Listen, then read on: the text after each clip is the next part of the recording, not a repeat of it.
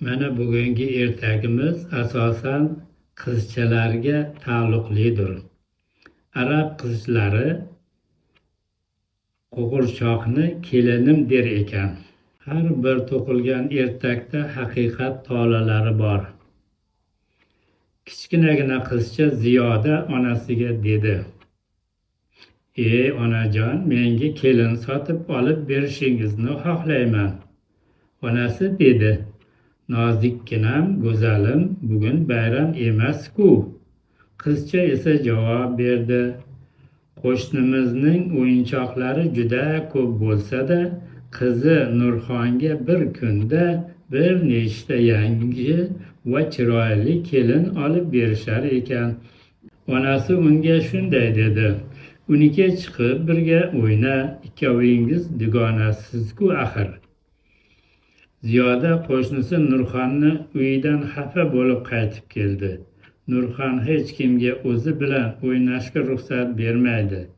"Iltimos, ona, men faqat bittagina kelin istayman." Ona qizini o'pib, hamyoni tomon shoshildi. Ichida faqat ovqat uchun yetarli bir necha junayh pul birligi bor edi.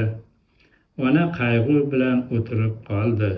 Bu holatni ko'rib Ziyoda tezda onasidan kechirim so'radi va dedi: "Onajon, xafa bo'lmang, men kelinni istamayman."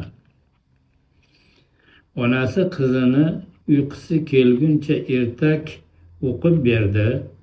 Ziyoda uyqusida gapirayotganini onasi eshitib qoldi. "Onajonim, menga senikiga o'xshagan kelin sotib olib beradi.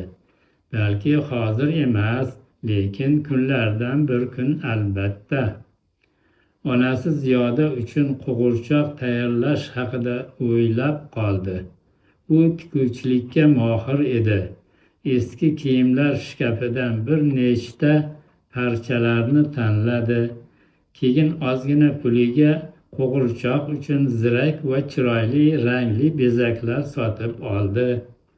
Bolalar o'yinchoq do'konlaridagi qo'g'irchoqlarni ko'rish uchun bozorlarni aylandi.